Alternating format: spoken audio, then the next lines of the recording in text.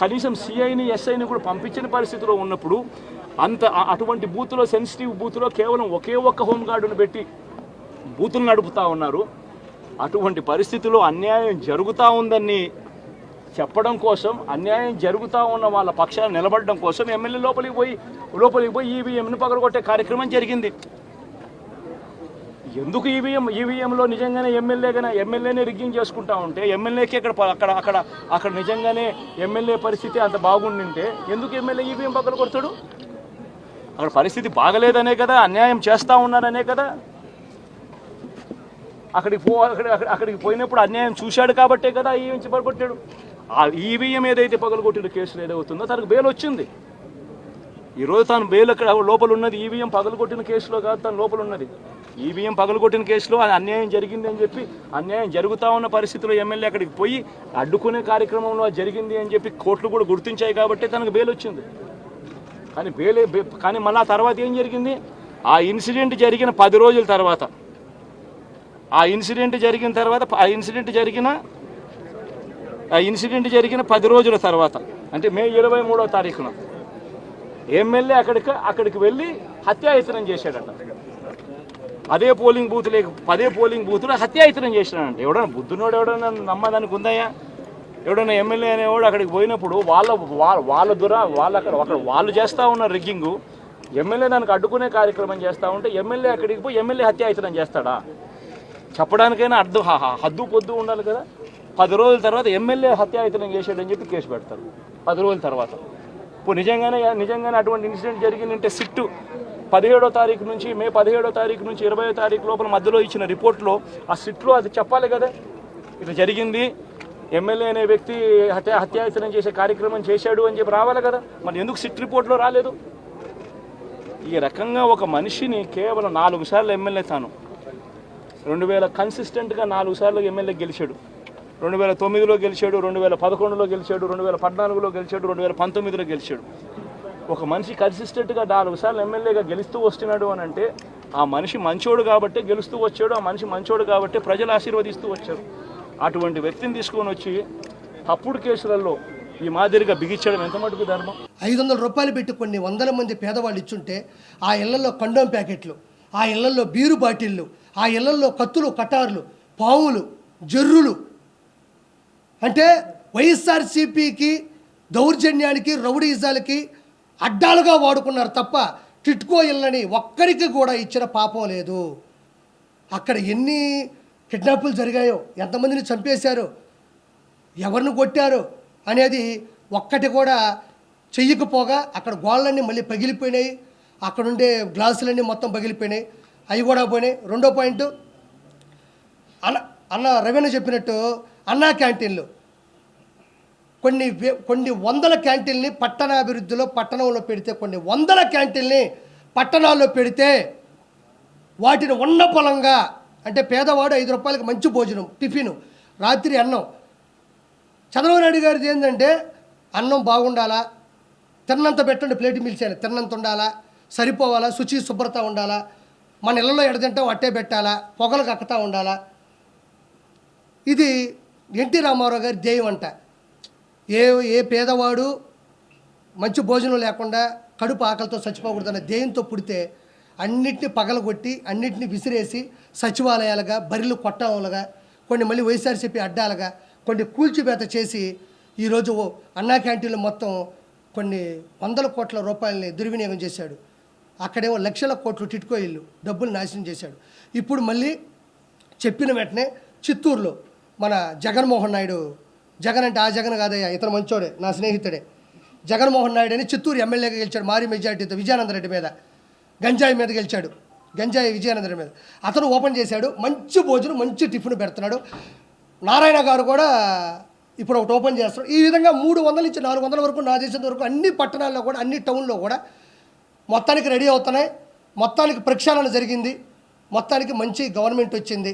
నేను వీళ్ళందరూ కూడా కోరుకునేది అంటే, ఆ వెంకటేశ్వర సాక్షిగా చంద్రబాబు నాయుడు గారు కానీ, లోకేష్ బాబు గారు కానీ, వీళ్ళందరూ కూడా ఏమాత్రం ఇగో లేకుండా, ఏమాత్రం కల్తీ లేకుండా, ఏమాత్రం బూతులు లేకుండా, వీళ్ళందరూ చాలా స్వచ్ఛందంగా, చాలా స్వేచ్ఛగా రాజకీయం చేస్తున్నారు. కాబట్టి రానున్న రోజుల్లో యువతకు కానీ, వృద్ధులకు కానీ, చిన్నపిల్లలకు కానీ, పెళ్లి చేసుకున్న అందరికి కూడా మంచి సదుపాయాలు ఉంటాయి. ఆ వెంకన్న సాక్షిగా ఈ ఆంధ్ర రాష్ట్రం మంచి అభివృద్ధిలో కల మనస్ఫూర్తి కోరుకుంటున్నాను. మీరు మీ సపోర్టు నాకు ఇప్పటి నుంచి కాదు ఎప్పటి నుంచో ఉంది. ఎప్పుడూ నా అంశాన్ని జనాలు తీసుకెళ్ళడంలో ఏ ఒక్కరితో నాకు తెలియదు, కానీ నాకు ఏ రోజు మీడియా సపోర్ట్ తగ్గదు. నా పాయింట్లు చాలా ఇంట్రెస్ట్గా వింటారు. కాబట్టి ఇది విషయం జనాలకు తెలియాలని కోరుకుంటున్నాను. రోజా గారి పరిస్థితి మంచి క్వశ్చన్ అడిగాం. రోజా గారు 3,000 కోట్ల రూపాయలు సంపాదించుకొని చెన్నైలో ఒక మంచి ఇల్లు కట్టుకుంది. బీచ్లో అలలు వచ్చి కాళ్ళకు తగులుతుంటాయంట. బాగా ఇంత తాగి ఇంత ఊదుమొహం వేసుకొని సంపాదించిన డబ్బుల్ని వెనకబెట్టుకొని బతుకుతూ ఉండాలి. ఖచ్చితంగా ఒకటైతే వాస్తవంగా చెప్తా ఉండా, వాళ్ళు రానున్న 5 సంవత్సరాల్లో కూడా మన ప్రభుత్వమే అని చెప్పేసి అరాచకాల్ని కప్పెట్టుకోవాలి, దౌర్జాల్ని కప్పెట్టుకోవాలి. అలానే వదిలేసినారు వాళ్ళు. వచ్చేది మనమే 151 పోతే ఒక 20 పోతాయి, లేకపోతే ఒక 30 పోతాయి, లేకపోతే ఒక 50 పోతాయి. 100 వస్తే చాలు, రాగానే దౌర్జన్యం చేసి ఆ 75 కూడా లాగేసుకొని 170 చేసేద్దాం అనుకున్నారు. కానీ వాళ్ళు ఊహించాలి వెంకటేశ్వర స్వామి ఇస్తాంతాడని. వెంకటేశ్వర స్వామి కూడా పొత్తు పెట్టుకున్నాడు, ఎవరికి తెలియదు.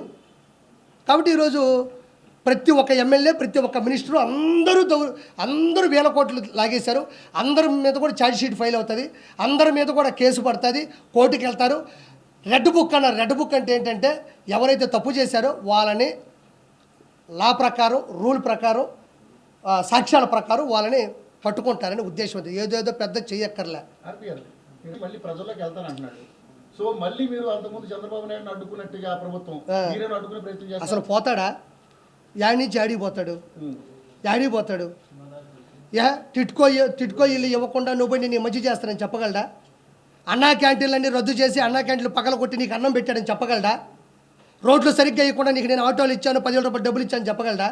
ఏ పక్క నుంచి నీకు నేను మంచి చేశానని చెప్పగలడు? ఒక మాట, చిన్న మాట ఇది. ప్రతిసారి జగన్మోహన్ రెడ్డి నేను మీకు మంచి చేస్తుంటే ఓటేయండి అన్నాడు. మంచి చేయలేదు కాబట్టి ఓటేయలే, ఓడిపోయాడు. ఇంకా దానికి no more questions, no more answers. నేను మీ కుటుంబాల్లో మంచి చేస్తుంటే ఓటేయండి అన్నాడు, ఓటేయలే, ఎందుకంటే మంచి చేయలే. రెండో పాయింట్, నీ బిడ్డ 99% అన్నీ కంప్లీట్ చేశాడు అన్నాడు.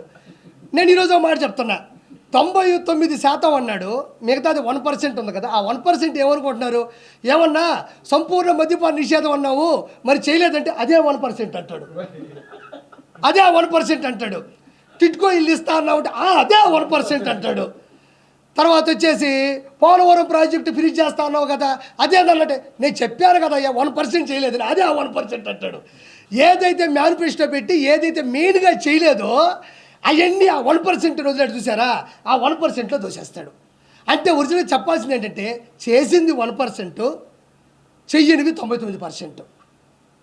బిడ్డ బటన్ నొక్కితే నేరుగా అన్నాడు. ఈ జనసేన కార్యకర్తలు, బీజేపీ మద్దతుదారులు, టీడీపీ ఓటర్లందరూ కూడా బట్టను నొక్కితే నేరుగా పోయి సైకిల్ మీద పడి బెల్ల కొట్టుకొచ్చింది. కొన్ని పోయి గ్లాసులో పెట్టి టీ తాగినారు, ఇంకొక కమలం పెట్టుకొని మంచిగా సువాసన పీల్చుకున్నారు. ఈరోజు కొడాలి నాని అనేవాడు అన్నా మొత్తం చూడు, మొత్తం ఉన్నాయి, అర్థమైంది. ఇదిగో నీ ఆవేదన నాకు తెలుసు. ఈరోజు టీడీపీ జనసేన గెలిచిందంటే అదే. ఇది లాస్ట్ క్వశ్చన్. వాళ్ళు అంతా అయిపోయినా ఇంత జరిగినాక కూడా బయటకు వచ్చి మాట్లాడతాం, ప్యాలెస్ లో జరిగింది ఏమి లేదు, అది దాని ఒక అద్భుత కట్టడం అని చెప్పి చెప్తా ఉన్నారు. కానీ నిజంగా ఇంకా వాళ్ళకి బుద్ధి వచ్చింది అనుకుంటారా, అనుకుంటారా? మీ ఒపీనియన్ ఎవరికి? ఇప్పుడు ఉన్నటువంటి వైసీపీ నాయకులు కావచ్చు, రోజా గారికి, ఎందుకంటే వాళ్ళే ఫస్ట్ మాట్లాడేది. వైసీపీ నాయకులకి బుద్ధి లేదు. బుద్ధి ఉంటే బుద్ధి వస్తుంది వాళ్ళకి. కొడాలి నానికి కానీ, పేరు నానికి కానీ, వల్లభనేని వంశీకి కానీ, ఇక్కడ చూస్తే మా నెల్లూరు గాడిద అనిల్ కుమార్ యాదవ్ కానీ, బొత్స సత్యనారాయణ కానీ, అది చేసినది ఆయనకి కానీ, ఎవ్వరికీ కూడా ఏ రోజుడికి బుద్ధి రాదు, బుద్ధి లేదు, వాళ్ళు బుద్ధి నేర్చుకోరు. బుద్ధి ఉన్నవాడెవడు వైఎస్ జగన్మోహన్ రెడ్డి ప్రభుత్వంలో ఉండడం. బుద్ధి లేని వాళ్ళే వైఎస్ జగన్మోహన్ రెడ్డి ప్రభుత్వంలోనే ఉంటారు. వాళ్ళు ఎప్పటికీ తెలుసుకోరు. ఒకటి గుర్తుపెట్టుకోండి, మనం రోబో ఫస్ట్ పార్ట్ చూసాం, రోబో 2.0 చూసాం. చిన్న రోబోలు వస్తాయి అంటే కదా అని, అదేనా 2.0. ఆ చిన్న రోబోలే ఈ పేరు నాని, కొడాలి నాని, వల్లభనేని వంశీ, మిథున్ రెడ్డి, వైవి సుబ్బారెడ్డి, బొమ్మన కరుణాకర్ రెడ్డి, అనిల్ కుమార్ యాదవ్, ఇక్కడ చూస్తే విడుదల రజని, వీళ్ళందరూ ద్వారపూడి చంద్రశేఖరు, రోజా, వీళ్ళందరూ ఎవరంటే రోబో పెద్ద రజనీకాంత్కి చిన్నవి ఉంటాయి చూడు, వీళ్ళందరూ. అతని బుద్ధి